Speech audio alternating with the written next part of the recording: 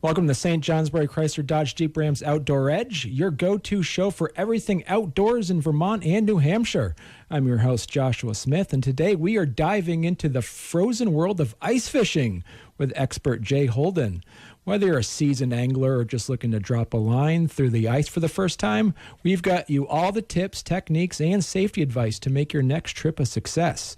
We'll talk about the best gear, top fishing spots, and the strategies that will help you land the big one this season. Plus, Gary Moore's Thoughts on the Outdoors is coming up, where he shares his insights on rabbit hunting and what makes it one of the most exciting winter pursuits. And don't forget the Outdoor Edge weekend forecast with Mark Breen from the Fairbanks Museum, so you know exactly what conditions to expect before heading out. So grab your ice auger, bundle up, and stay tuned for an episode packed with everything ice fishing.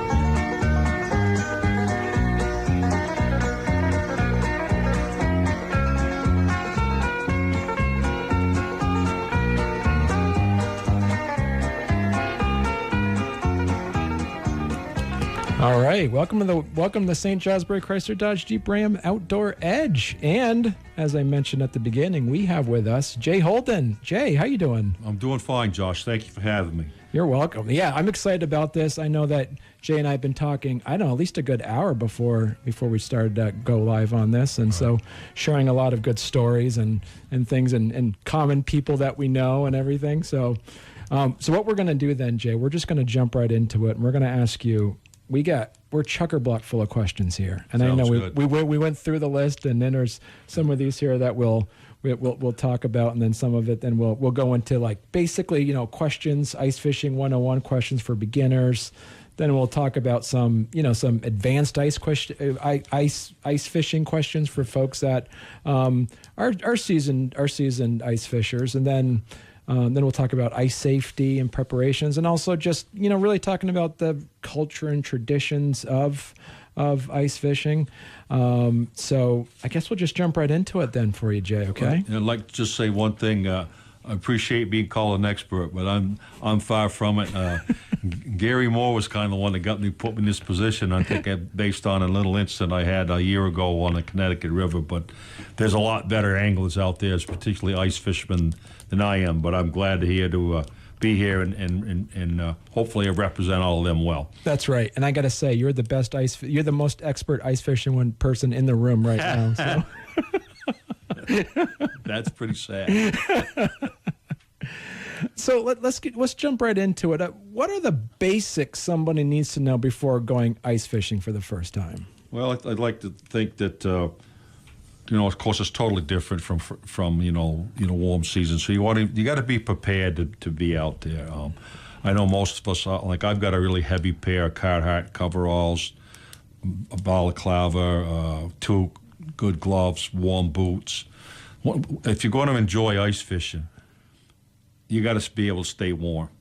And of course, the elements that we fish in here in northern New England, and we have some beautiful days. But when that wind comes up, it can get pretty cold. So that's why I would always start and make sure you got good gear to go out in the elements. Right. Okay. And that was also part of my next question: is what essential gear does a beginner need? But you kind of mentioned that.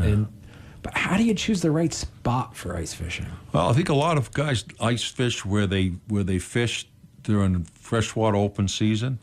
They know the areas. They know where they have good luck. They have a tendency to go back, knowing that the fish are there, and just it's a different style of fishing. And the other thing, if you've never fished a particular pond or lake or whatever, they won't share their favorite spots. But if you know anybody in that area, they can kind of give you a general idea where you might have some luck. Okay, but then what's the best type of bait for ice fishing, and is it different from, say, open water fishing? Well, when I fish for lake trout or trout, usually I like to use live bait like shiners or suckers or smelt, especially for lake trout. And then when I'm fishing for perch, I like to use night crawlers, pieces of night crawler, not very big, because you're jigging for it on a small jig rod, and that's my own personal preference. Mm-hmm. What I use. And so, to get there, then, though, how do you properly drill a hole in the ice, and what size should it be?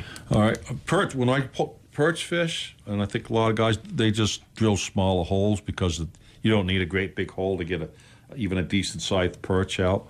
And then I think most of the guys around here were like from a 6 to an 8 inch hole. Really got some really nice hand augers. A lot of people have gas powered augers, or electric has become really popular because you can carry multiple batteries with you, and you don't have to. A lot of the old augers, you got to mix the gas and so on. You don't have to worry about any of that. And then there's these augers now that just use a simple hand drill, electric hand drill. They cut like butter, so that's becoming very more popular amongst a lot of fishermen. Okay, and so then this is a question for you. Someone who doesn't know a lot about ice fishing, and what are tip-ups and how do they work? Okay, tip-up they're either wood or usually a plastic.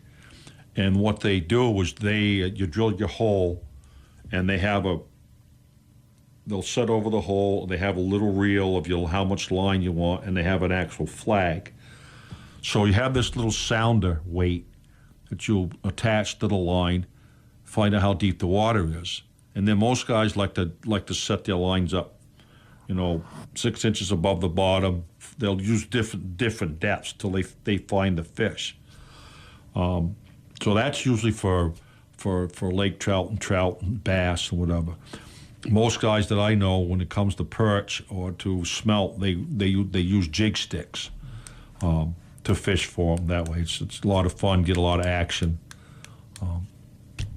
Well, then, how do you know when you've got a fish on your line under the ice? Well, you watch your line, and if you start to see the line like move, you kind of get it, okay, something. Or if it starts like jumping up and down, you're watching that, and the trick is to watch it enough so that you know that the fish, pretty sure the fish has got it, and then you give it a little jerk, and then with a little luck you'll pull a nice fish up through the ice. And then, so what are some of the most common mistakes that beginners make? Oh, I think that you get excited, and you don't really let the fish set the hook, and I pull it out too soon. So you got to be a little patient, and it just comes with experience, knowing when you've got the fish and when you don't. And it's particularly with perch fishing, because they're thieves. They are good at stripping bait. You might miss a fish a couple times hooking them, but they're kind of dumb, and they'll come back for the third time, and that's when you've got it figured out, and you'll snag them, and they say, okay, I win. So is there any specific fish species that are easier for beginners to catch through the ice? I say probably perch is the easiest. All right, so we're gonna take a quick break, and we'll be back and we'll talk more with Jay Holden. But coming up next, Gary Moore is going to talk rabbit hunting, one of the most underrated winter hunting experiences. He'll break down the best strategies, the thrill of tracking rabbits in the snow, and why this traditional hunt is a favorite for many outdoorsmen. Whether you're a seasoned hunter or just curious about getting started, you won't want to miss Gary's insights right after this break. It's a St. Johnsbury Chrysler Dodge Jeep Rams Outdoor Edge on YKR Country. At R&L Archery, we know it's not just about the thrill of the hunt or the size of the fish. It's about the moments that matter most, the traditions passed down from one generation to the next, and the stories told by the fire long after the sun is set. It's about the journey, the memories, and the time spent together with friends and family, because these are the moments that truly last a lifetime. R&L Archery, where every adventure begins. Come create your story. Hi, this is Jay Davis, co-founder of NortheastKingdomOnline.com. As Northern New England's leading digital marketing agency, we will help your business harness the power of SEO, social media, and beyond to enhance your online presence. Your customers are looking for you. Work with our team of marketers to build a complete online marketing strategy. Visit NortheastKingdomOnline.com to see how we can heighten your brand. Achieve more with NortheastKingdomOnline.com. Miles Supply, your stop for all your general business products, paper towels, toilet paper, first aid kits, and more. Purchase your paper and soap products from Miles, and they'll install the dispensers for free. Do you own a salon, restaurant, coffee shop, or gym making a monthly run to the big box store for your business supplies? Save time with Miles Supply. Call today for a sales visit, 476-3963, or walk directly into their showroom, 143 Boynton Street next to Spalding High School. Miles Supply, family-owned and building relationships since 1954. This is Bob McGee from Wild Vermont Customs. From mud to snow, water to road, power to pedal, our custom fabrication shop can make it look great. With paint, hydro dip, powder coat, media blast in your restoration project, metal artwork, or your hunting trophies. Come see what we can do for you. Gabe, what can we do for the hunting trophies? We can dip Euro skulls, make custom plaques or mounts. Wild Vermont Customs, East Redgate, Vermont. On the web at wildvt.com. Check out our Facebook page for pictures. Welcome to Thoughts on the Outdoors. I'm going to start off today by talking about rabbit hunting. This is prime rabbit hunting season. Let me make it clear. I know we're not hunting rabbits in northern Vermont or New Hampshire, but that is what we all say. Actually, we're hunting hare, snowshoe hare to be precise.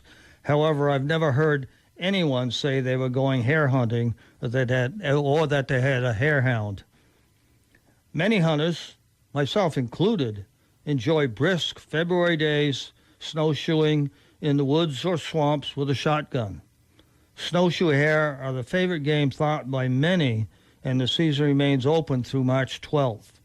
Listening to a good hound pursuing a bunny through a swamp is a real joy. I do not own any hunting dogs, and my St. Bernard would never be mistaken for a hunting dog. Several of my friends, however, have a beagle that loves to pursue snowshoe hare, thus I need only ask, and I get to join them on nice winter days.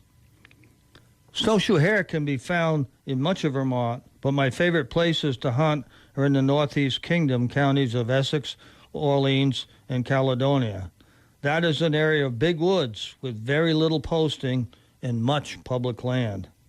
Several fish and wildlife management areas in the kingdom are prime snowshoe hare habitat, as is the Nolhegan Basin of the Conte National Wildlife Refuge. Near the Canadian border in Norton and Holland is the Bill Sladek Wildlife Management Area. It is a place you want to be sure you have a good compass and a map, as it can be easy to get turned around and spend a night in the woods. A February night in the woods is not an ideal situation. On the south side of Route 105, connecting Island Pond and Bloomfield, are Wentlock and West Mountain Wildlife Management areas. That is where I have hunted snowshoe hare more than any other area in the state. That may just be because I am intimately familiar with the two areas. Still further south is the Victory Basin Wildlife Management area in the town of Victory. It's bisected by the Moose River and includes some thick cover as well as open hardwoods. To the west in Caledonia County is Steam Mill Brook Wildlife Management Area, which is at a higher elevation but easily accessible by road. Back on the north side of Route 105, across from the Wenlock Wildlife Management Area, is the Nolhegan Basin of the Conte National Wildlife Refuge. It too is a good bet for those after snowshoe hare. Just keep in mind, a day spent on snowshoes in pursuit of snowshoe hare is a good way to get some exercise and fresh air and some good eating if you're quick and accurate with your shotgun.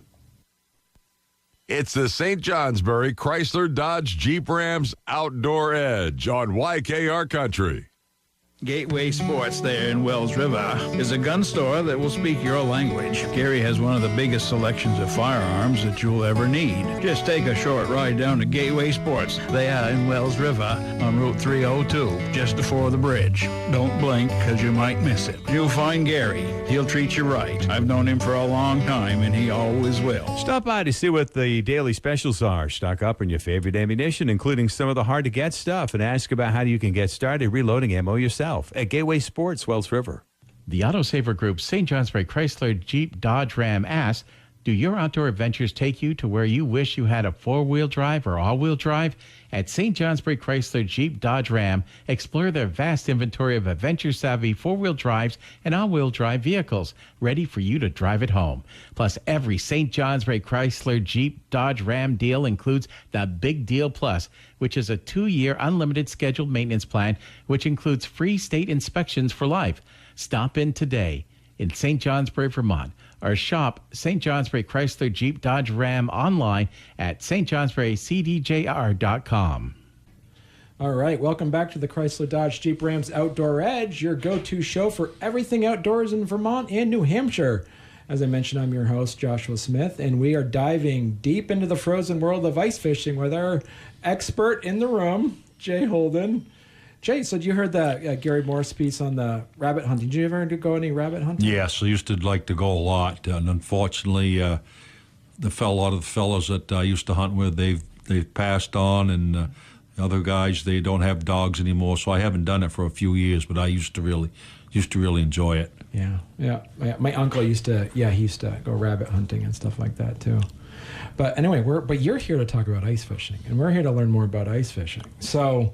We're going to talk a little bit about some advanced ice fishing for all of our seasoned anglers out there. So what is the most effective technique for catching, say, bigger fish under the ice? Well, that's like an old expression, big fish, big bait.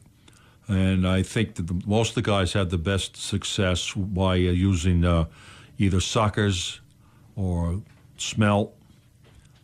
Versus worms or crawlers or lures. They put them on a tip up and wait for the flag, and hopefully you'll come up with a big one before the day's over.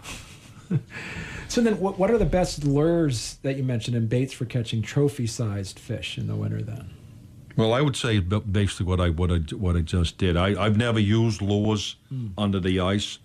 I've used lures.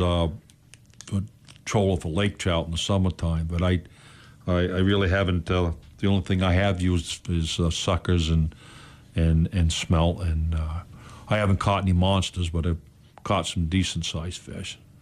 And how does ice thickness and water clarity affect fish behavior? Well, I think that if it's actually like the fish can see. And I think if the water's a little murky, it's almost better because they go by smell, and they're not so apt as to maybe catch a glint of the hook or the flasher or whatever. So, right.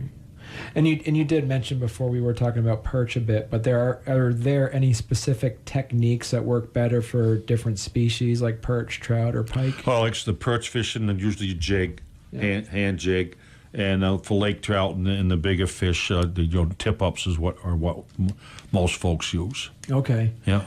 All right. So for comfort level pieces here, then what are the benefits of using, say, a portable ice shelter versus an open setup? Well. You can't beat a bob house. You get set up and you're out of the big thing especially when it's a little windy. You're out of the wind. You're staying warm.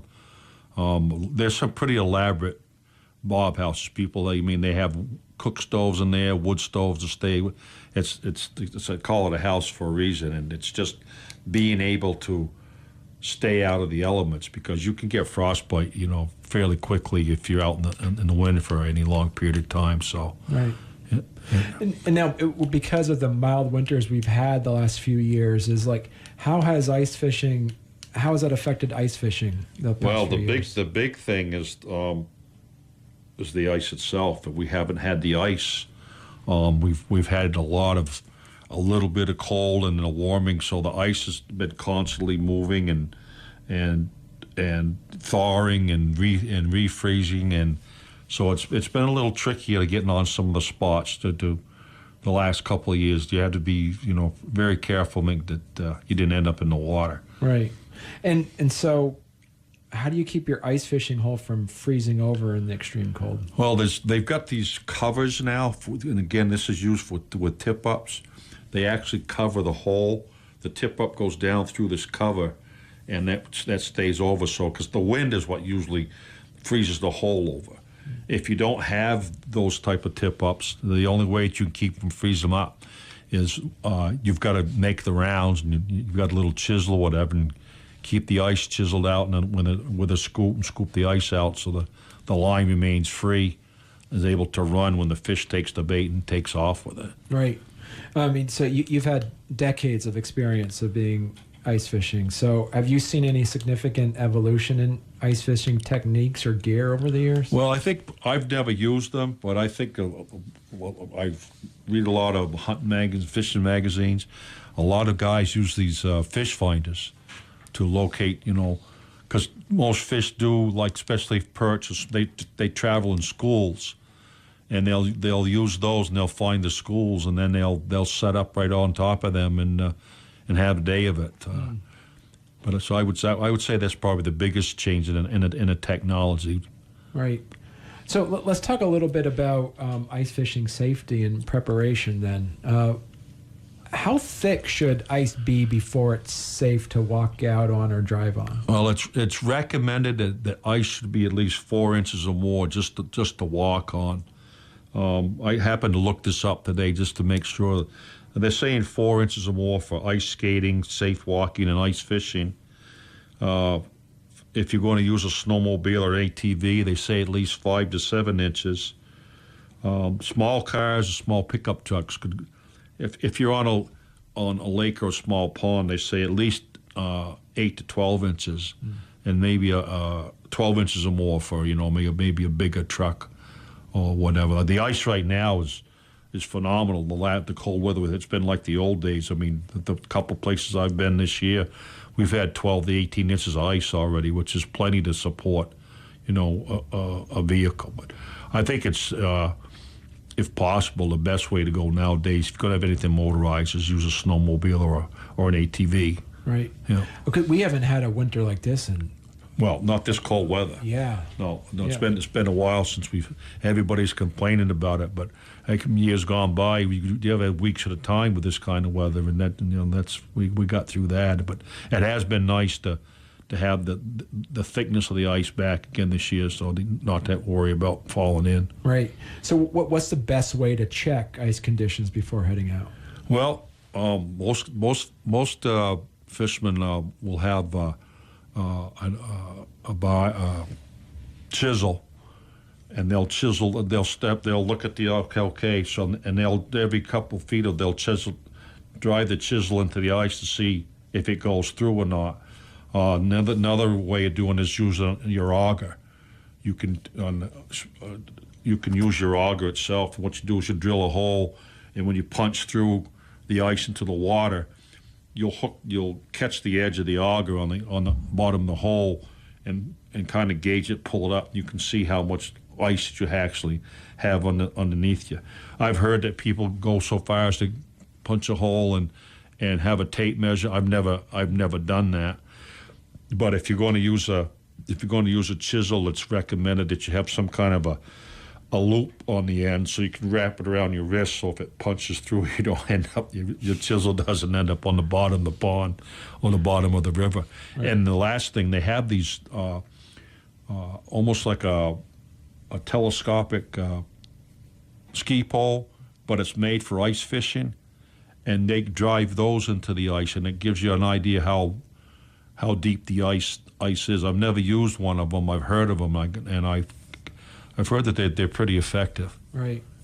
All right, we're going to take another quick break, and we're going to come back and we'll talk more about ice safety and preparation. Then we'll also jump in and talk more about ice fishing and culture. But before that, after the break, Gary Moore is going to talk. It's going to take us beyond hunting and fishing. He's going to talk about the best ways to enjoy winter outdoors. From snowshoeing to cross-country skiing and tracking wildlife in the snow, Gary's got plenty of ideas to help you make the most of this season. So if you love winter, or even if you just need some inspiration to get outside, and our listeners are thinking it's a little too cold to get outside, but there's plenty of things to do outside. So stay tuned. Gary's coming back again next. It's a St. Johnsbury Chrysler Dodge Jeep Rams Outdoor Edge on YKR Country. At Red Clover Bikes in Fairleigh, Vermont, we know that a bike is more than just a ride. It's an extension of who you are.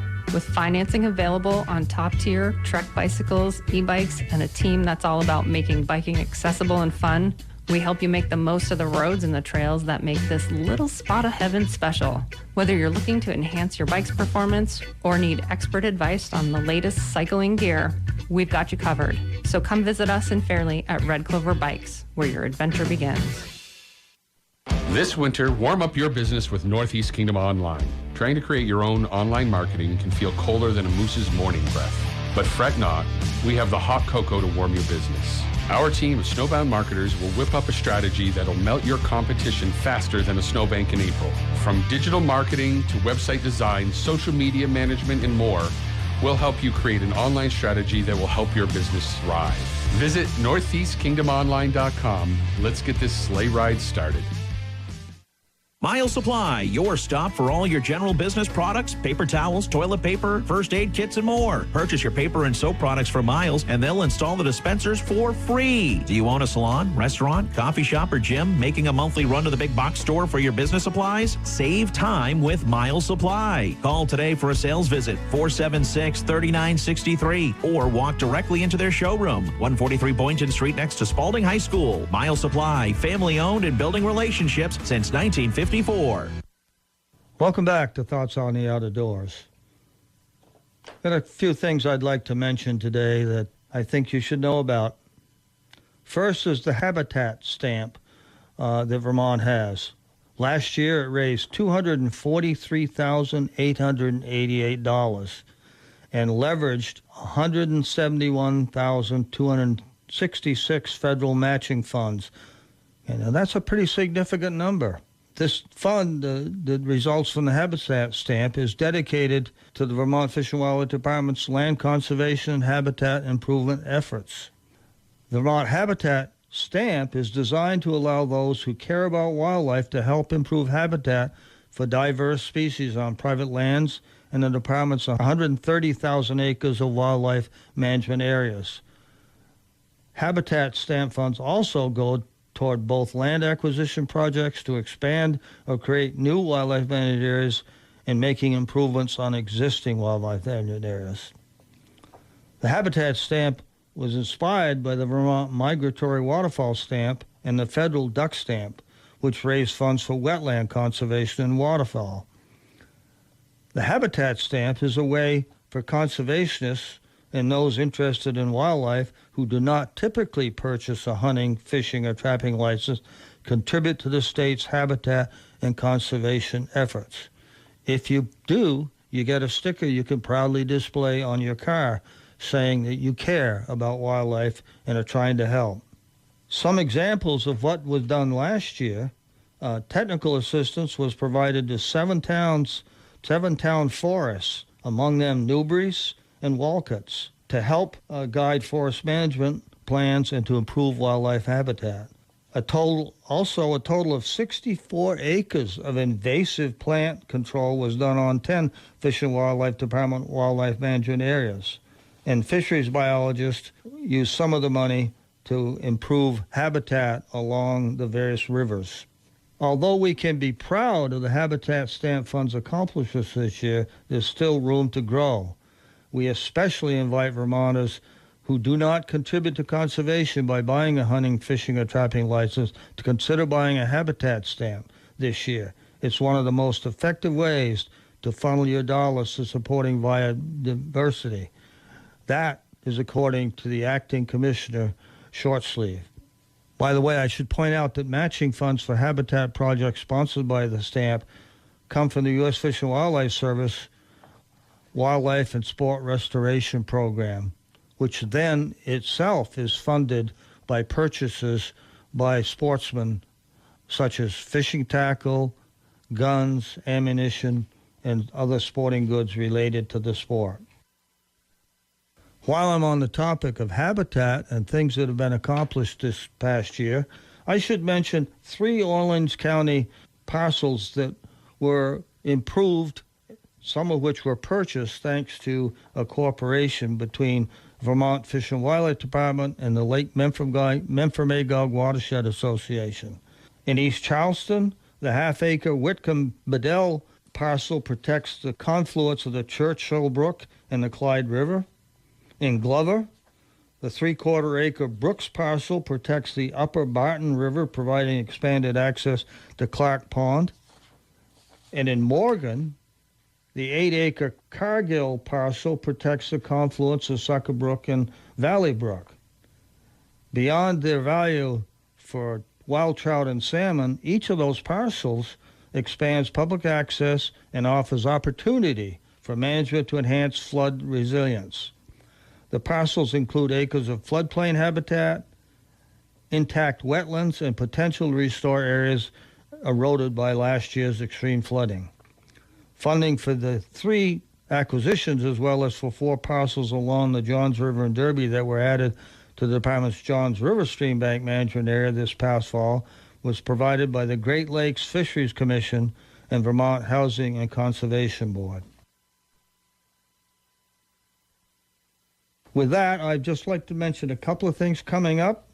This Saturday, from 11 to 3, up in Greensboro at the Highland Center for the Arts, they will again be hosting Curds and Curling. Let me tell you, it's fun, it's unique. There'll be live music, warming fires, and all sorts of cheese to savor. Among the offerings will be raclette, cooked as you order, and mac and cheese. Wash it all down with signature drinks featuring Bar Hill Gin. The unique portion is the curling. Curling, as you know, involves a curling stone. In this case, it's a wheel of Jasper Hill cheddar. In between cheering on the team, sweeping the stone, warm the back to the fires, food and drinks, it's a great fun. Linda and I went last year, and I can tell you, we really enjoyed it. Unfortunately, this is training weekend for the state hazmat team, so I won't be able to make it. One last thing, I'd like to point out to you youth, the Green Mountain Conservation Camps are now accepting applications. If you are 12 to 14 years old and want to learn about Vermont's wildlife and gain outdoor skills, you should consider one of them. They're held at Buck Lake in Woodbury and also down on Lake Bombazine in Castleton. Every time I talk to any of the campers, they're always having fun. They're learning a lot. Everything is hands-on. They get to meet with and get classes with biologists and wardens and all sorts of experts on fish and wildlife and forestry. It's always good. You can check it out on the Fish and Game Wild website, or you can call 802-522-2925. One last tip, I would urge you to stay hydrated. You know, we talk about hydration a lot when we're talking about hiking in the summer, but keep in mind, you need to stay hydrated in the winter just as well. It's awful easy when you're out there snowshoeing, cross-country skiing, or even out on the ice to get dehydrated. Drink plenty of fluids, even if you're not thirsty, and check your urine. Clear is great, bright yellow is not. The old adage, hikers recite in summer and fall, is worth remembering in the winter. P-O-P-C. Pee often, pee clear. With that, I'll see you in a couple of weeks. All right. We are back. Did you ever hear that, Jay? Pee often and pee clear? No, that's the first time I've ever heard that in my life. It's good advice, though. Yeah. What about curling? Do you do any curling? No, that's real big up in Canada, but I've never. The only time my experience with curling is watching on the Olympics. I've never had the opportunity to do it myself. Yeah. Yeah. And if you're just joining us, we're talking to Jay Holden, and this is Joshua Smith, and this is the St. Johnsbury Chrysler Dodge Jeep Rams Outdoor Edge. And before we separated out and talked to Gary more on the thoughts on the outdoors, we were talking about ice safety and preparation, and we're going to continue that conversation. Jay, are there certain types of lakes or bodies of water that are more dangerous for ice fishing? Well, I think any river or stream, you've got to really be extra careful because the way that the ice forms on them versus a pond or a lake. A pond or lake, you obviously should get better ice, deeper ice. On a lake, a leak, stream or a river, the ice can look like it's okay, but you've got that moving water underneath it, and you've got to really check that before you venture out. One of the best places around here is down off the River Road. They do a lot of northern pike fishing down there, down at Piermont. And one of the reasons it's open water right off the river, but it's not very deep there, and it freezes fairly well. And I've never heard of anybody going through the ice, whatever, down there. But you got to really watch. If you go out on the river, you got to make sure you've got good ice. Right. And so, continuing with that safety conversation, what's the best way to stay warm and prevent frostbite while ice fishing? I think we kind of touched on that from the very beginning, just having the proper equipment. One thing I think I failed to mention, those hand and toe warmers are great for helping keeping your hands and your feet warm. And just limit the exposure of any skin, especially if the wind's blowing, whatever. Just stay bundled up, stay covered up, and you should be able to have a good day and not have to worry about frostbite. Right.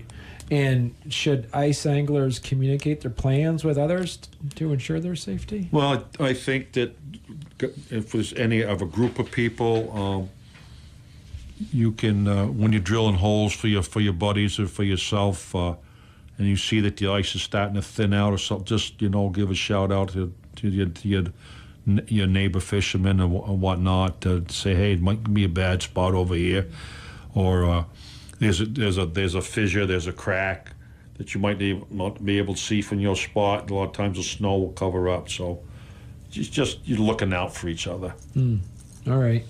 We're going to take another quick break, and don't forget, stay tuned after the break because Mark Breen from the Fairbanks Museum has your Outdoor Edge weekend forecast coming up.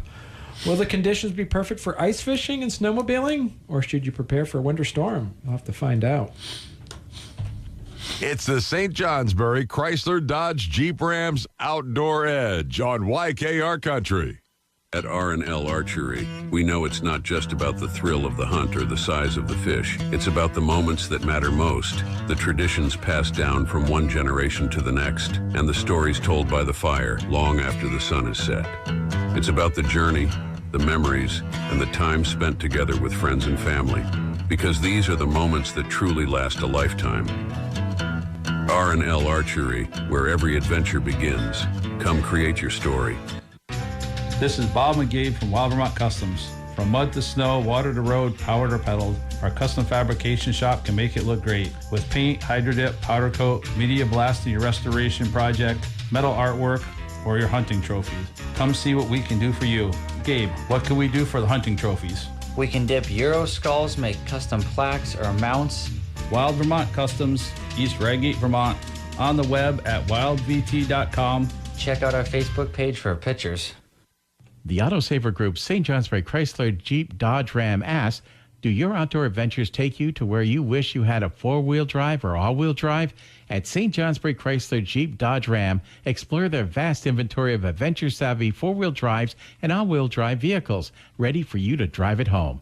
Plus, every St. Johnsbury Chrysler Jeep Dodge Ram deal includes the Big Deal Plus, which is a 2-year unlimited scheduled maintenance plan, which includes free state inspections for life. Stop in today in St. Johnsbury, Vermont, or shop St. Johnsbury Chrysler Jeep Dodge Ram online at stjohnsburycdjr.com. It's a St. Johnsbury Chrysler Dodge Jeep Rams Outdoor Edge on YKR Country. At Red Clover Bikes in Fairleigh, Vermont, we know that a bike is more than just a ride. It's an extension of who you are. With financing available on top-tier Trek bicycles, e-bikes, and a team that's all about making biking accessible and fun, we help you make the most of the roads and the trails that make this little spot of heaven special. Whether you're looking to enhance your bike's performance or need expert advice on the latest cycling gear, we've got you covered. So come visit us in Fairleigh at Red Clover Bikes, where your adventure begins. Gateway Sports there in Wells River is a gun store that will speak your language. Gary has one of the biggest selections of firearms that you'll ever need. Just take a short ride down to Gateway Sports. They are in Wells River on Route 302, just before the bridge. Don't blink, because you might miss it. You'll find Gary. He'll treat you right. I've known him for a long time, and he always will. Stop by to see what the daily specials are. Stock up on your favorite ammunition, including some of the hard-to-get stuff, and ask about how you can get started reloading ammo yourself at Gateway Sports, Wells River.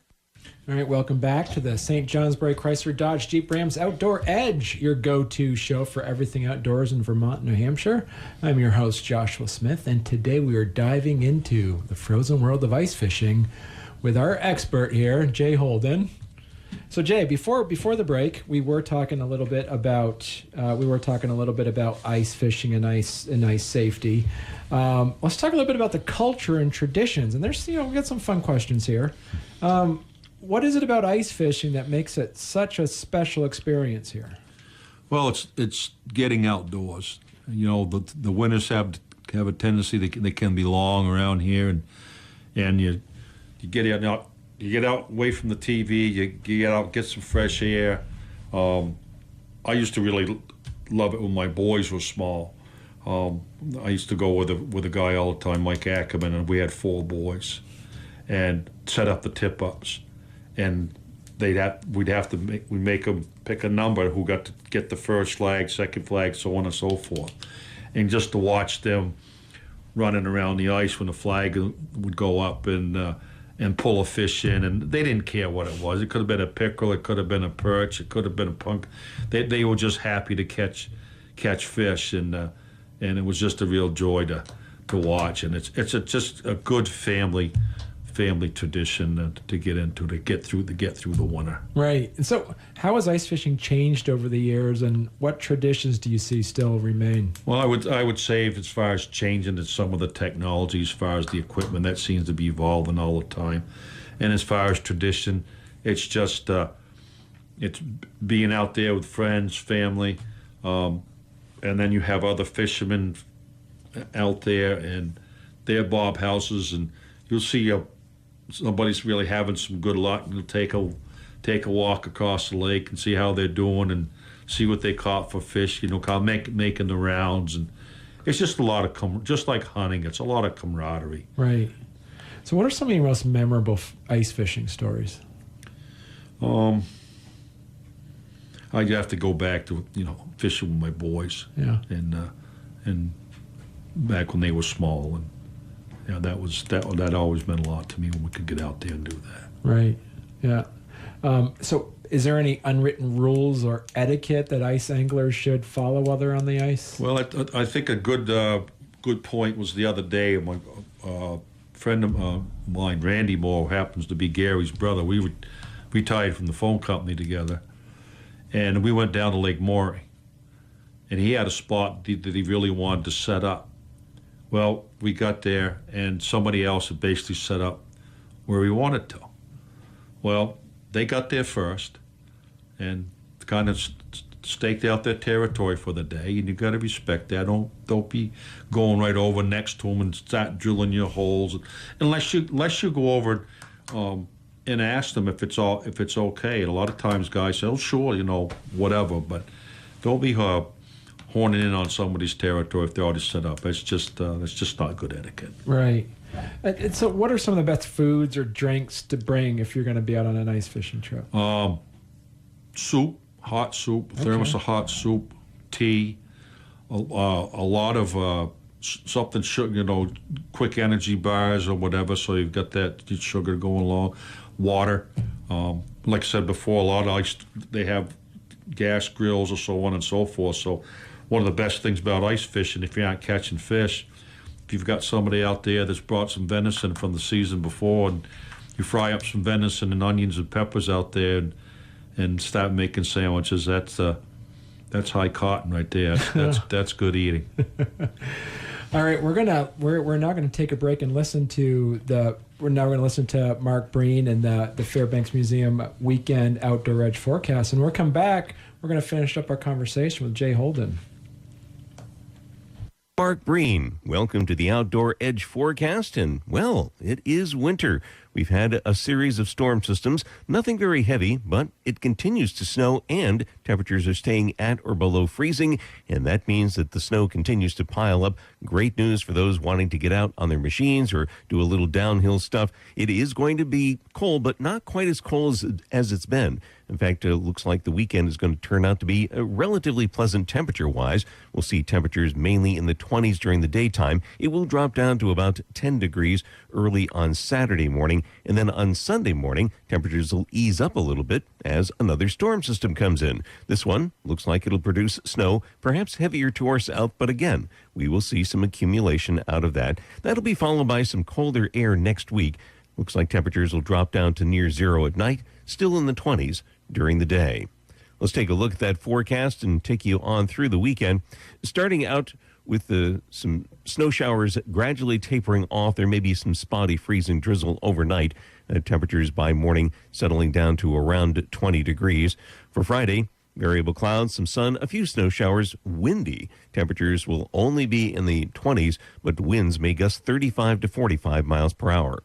Friday night, some periods of clouds, temperatures settling back close to 10 degrees. Saturday, some morning sun, then thickening clouds, highs in the low to mid-20s. Saturday night, the clouds thicken up, and once again, we see some snow developing. Lows will be between 10 and 15. Sunday, the snow will taper off west to east in the afternoon. Right now, it looks like a few to several inches. Highs in the 20s to near 30. I'm meteorologist Mark Breen with the Outdoor Edge forecast. So we're back. Jay, what do you think of that weather? Well, it sounds like winter. Yeah, it sounds like winter's back. I think that groundhog lied again to us, but that's okay. We need this. We need the snow right. for in the spring. Getting the wells and everything filled back in us because it's been kind of dry around here the last few years. We had a lot of that rain. Yeah. Last fall, but that got soaked up in a hurry, and we need to. And the ski industry's really been, and the snowmobiling industry's been hurt by the lack of snow the last few years. So I love the fact that Mother Nature's treating us like she usually does right. as far as getting the snow, and so for those businesses to be able to hang on. I know he's seen that it's going to be the temperatures will be in the 10s and the 20s. That's perfect ice fishing weather. It is. You got a bob house. It's just we got a bob house. So, do you have any funny or bizarre ice fishing experiences you wanted to share? Well, I don't know, and I think this is why Mr. Gary Moore kind of threw me in your direction, and I wanted to share this. I had the misfortune last winter of going through the ice on the Connecticut River. And to put it very bluntly, I almost drowned. I was in the water for 35 minutes. Hypothermia was setting in pretty fast, and I was starting to lose the feeling in my arms and my legs before I got rescued. But I was fortunate enough, and if anybody doesn't believe in the higher power, I know I'm going to sound a little rude, crude, and socially unacceptable, but I'm a fairly religious guy, and I prayed like I never prayed before in my lifetime when I was laying in that hole on the ice there, and he answered my prayers. There was a gentleman that was walking his dog, and he heard me hollering, and I got to thank the Marine Corps for that because I had my best drill instructor voice going, and he heard me hollering, and he ran and called the fire department.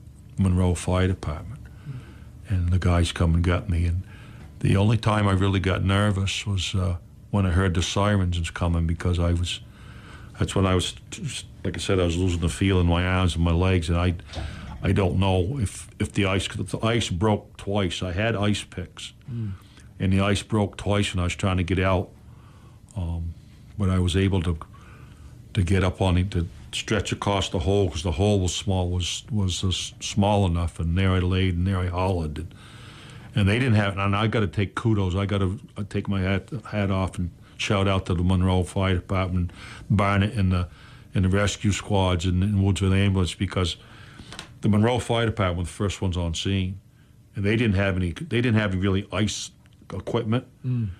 They came out after me with a 2-man kayak and a Stokes litter.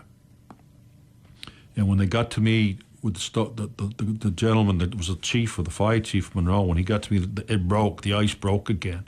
He actually grabbed a hold of the kayak, and they grabbed a hold of me, and there was a bunch of volunteers on the ground, and they had tied a rope, and then they pulled me into safety. Then Woodsville transported me, and I was about 2+ hours, then thawing me out to get me back. You know, like I said, my core temperature was 88 degrees. Wow. And they tell you that 86 is when things start going south in a hurry. So again, good Lord was looking out after me, and it wasn't my time. Right. You know. Yeah. Well, we're glad you're safe. Well, thank you. Yeah. I thank you. My wife's not. She already had insurance money already spent, and I screwed her plans up. So my last question for you before we end is, what advice would you give someone who is looking to make ice fishing a lifelong hobby? It's all about having fun, and it's something it's very mostly low cost to get involved, to get started.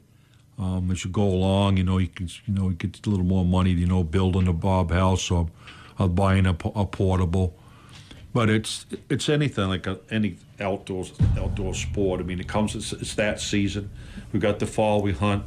We got the spring and summer, we fish open water, and now we've got the winter time, and it's ice fishing time, and it's the camaraderie. I've heard stories. I fished with this fellow Mike Brown, and he's told me the stories growing up on Harvey's Lake that it was a small ice fishing season. It was like a small village up there. Everybody and his brother had a bob house, and they all shared the good times, and that's what it's all about. Right. We're not the old expression, "and not here for a long time, we're here for a good time." Yeah. Well, ice fishing, I think, it describes it perfectly, and just to be able to share it with your friends and your family. Right. And Ange, you kind of mentioned that too. It's like, in a way, ice fishing is probably one of the best budget-friendly, like, winter activities you could do. Yeah, a lot cheaper than the snowmobiling or skiing. Yeah, exactly. Yeah. Snowshoeing too. It's I love the snowshoe. Yeah.